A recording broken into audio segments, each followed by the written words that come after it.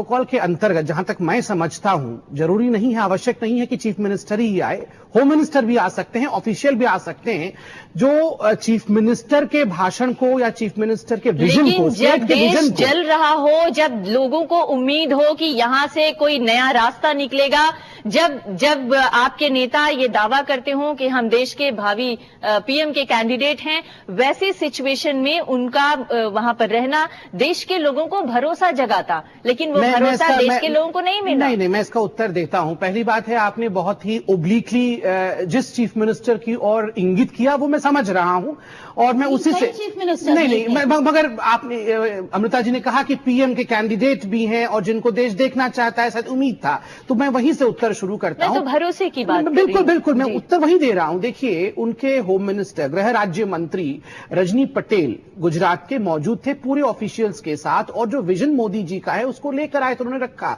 और ये प्रोटोकॉल से बाहर नहीं है, प्रोटोकॉल के अंतर्गत है। कई बार ऐसा हुआ है कि गृह मंत्री सुशील कुमार सिंधे भी पार्लियामेंट में नहीं रहे हैं। फॉर इंस्टेंस, जब छत्तीसगढ़ का मामला हुआ था और नक्सल हमला हुआ था, बीजेपी के सिर्फ एक मुख्यमंत्री शामिल हुए, सिर्फ एक मुख्यमंत्री। मैं आपको अभी चौहान साहब ने भी बहुत क्या कहा? नहीं, कौर साहब एक मिनट, नहीं, अमृता जी एक मिनट मुझे बोलने दीजिए।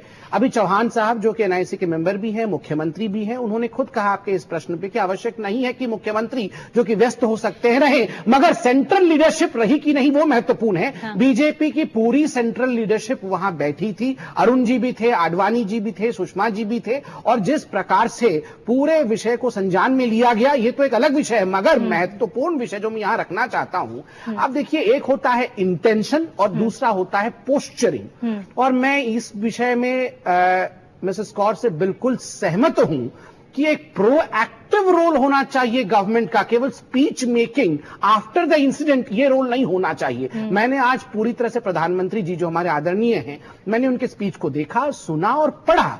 मैंने देखा प्रधानमंत्री जी ने कहा कि महिलाओं के प्रति सम्मान होना चाहिए। आप बताइए, प्रधानमंत्री कहते हैं सम्मान होना चाहिए, वहीं उनके राज्य की एक चीफ मिनिस्टर कहती हैं कि दिल्ली में महिलाएं सेफ नहीं है, मेरी बेटी भी सुरक्षित नहीं है। This is hypocrisy.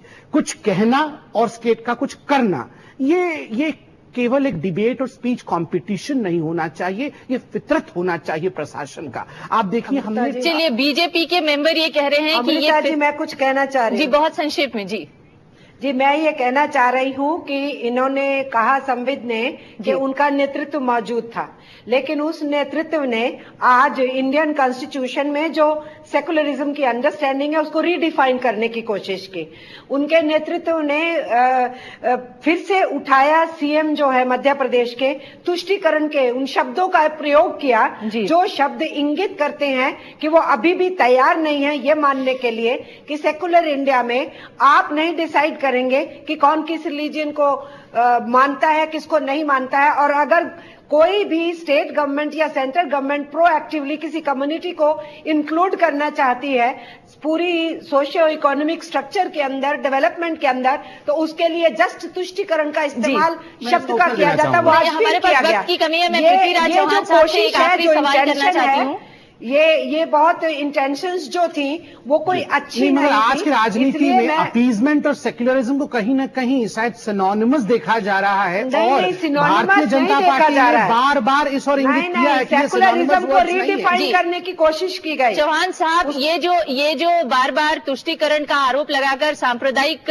जो धर्मनिरपेक्ष लोग हैं उनके ऊपर आरोप लगाए जाते हैं, सवाल ये है कि चाहे राजनीति का नफा नुकसान जो भी हो, लेकिन उसमें इंसानी जान की कीमत को गंवाना नहीं चाहिए, यानी इंसान की जान की कीमत इस राजनीतिक नफे नुकसान से कहीं ज्यादा हो सकती है, और इसी तरफ शायद प्रधानमंत्री का भी ध्यान था। अब सवाल यह है कि इस भावना को लेकर आगे कैसे चला जाएगा, और कैसे एक कंसेंसस बनाने की बात जो यहां पर आप लोगों की तरफ से कही जा रही है, उसे तमाम राज्यों के मुख्यमंत्रियों और तमाम राज्यों को साथ लेकर आगे बढ़ाया जाएगा।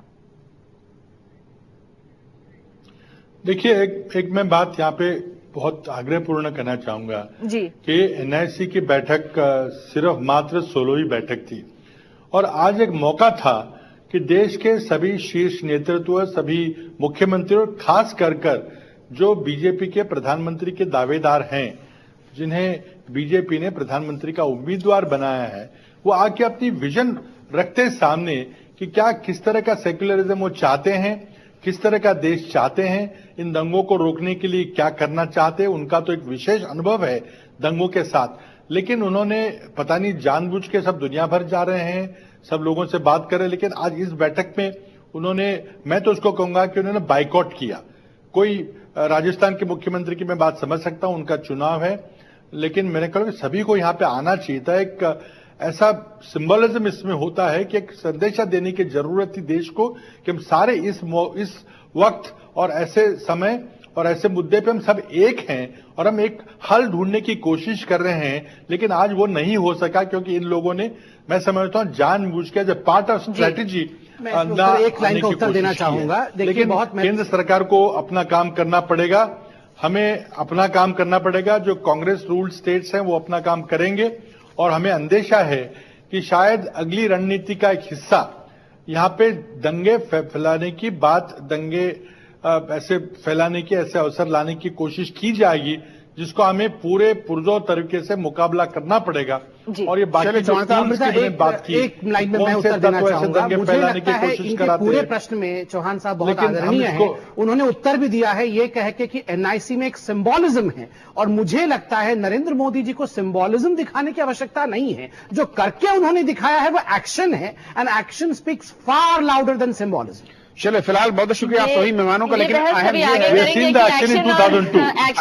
चौहान साहब, मैं माफी चाहूंगा कि इस चर्चा को खत्म करना पड़ रहा है, वक्त बहुत ज्यादा हम इस चर्चा में ले चुके हैं कि नरेंद्र मोदी जी का record about fighting communal riots the whole country and the whole world knows, देश पूरी दुनिया जानती है कि मोदी जी का मिस्टर चौहान दंगों के सामने किस तरह से उन्होंने हैंडल किया वो बहुत जानते हैं।